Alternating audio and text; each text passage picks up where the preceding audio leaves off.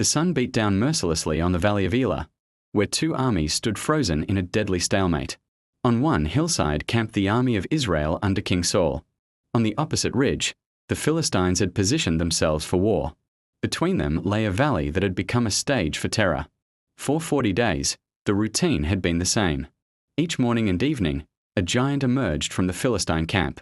His name was Goliath of Gath, and he was a sight that made grown warriors tremble. Standing over 9 feet tall, he was clad in bronze armor that weighed approximately 125 pounds. His legs were protected by bronze greaves, and a bronze javelin was slung between his shoulders. The spear he carried had an iron point weighing 15 pounds, heavier than most men could comfortably lift. A shield bearer walked before him, adding to his imposing presence. Goliath's challenge was always the same, his voice booming across the valley. "Why do you come out and line up for battle? Am I not a Philistine? And are you not the servants of Saul? Choose a man and have him come down to me. If he is able to fight and kill me, we will become your subjects. But if I overcome him and kill him, you will become our subjects and serve us." Then he would mock them. "This day I defy the armies of Israel. Give me a man and let us fight each other." King Saul and all the Israelites were dismayed and terrified. Not one soldier among thousands dared accept the challenge. The giant's defiance hung over the camp like a dark cloud, sapping the morale of Israel's finest warriors. David, the youngest son of Jesse from Bethlehem, was not a soldier. While his 3 oldest brothers, Eliab, Abinadab, and Shammah, served in Saul's army, David tended his father's sheep in the hills around Bethlehem. He would travel back and forth between the pastures and the battlefield, bringing supplies to his brothers and checking on their welfare. Early one morning, Jesse called David and said, "Take this ephah of roasted grain and these 10 loaves of bread for your brothers and hurry to their camp. Take along these 10 cheeses to the commander of their unit. See how your brothers are and bring back some assurance from them." David left the sheep with another shepherd and set out at dawn, reaching the camp as the army was going out to its battle positions, shouting the war cry. David arrived just as Goliath stepped out from the Philistine lines and shouted his usual defiance. David heard the challenge and saw the Israelite soldiers fall back in fear.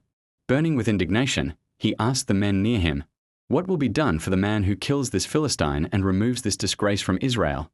Who is this uncircumcised Philistine that he should defy the armies of the living God?" His words were overheard and reported to King Saul, who sent for him.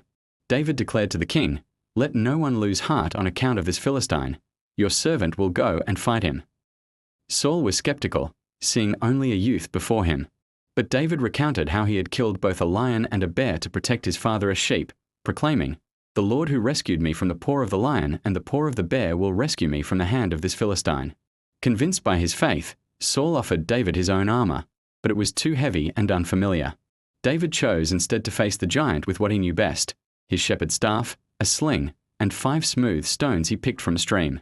As Goliath approached, he looked at David with contempt. "Am I a dog, that you come at me with sticks?" he jeered.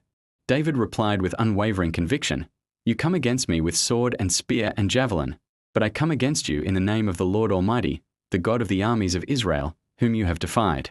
This day the Lord will deliver you into my hands." As the giant moved in for the kill, David ran quickly to the battle line to meet him. Reaching into his bag and taking out a stone, he slung it with all his might. The stone whistled through the air and struck the Philistine on the forehead, sinking deep into his skull. Goliath stumbled and fell face down on the ground. David ran and stood over him. He took hold of the giant's own sword and used it to kill him and cut off his head. When the Philistines saw that their hero was dead, they turned and ran. The Israelites raised a great shout and pursued them, winning a decisive victory. David, the shepherd boy, had become the hero of Israel, not through might or armor, but through unshakable faith.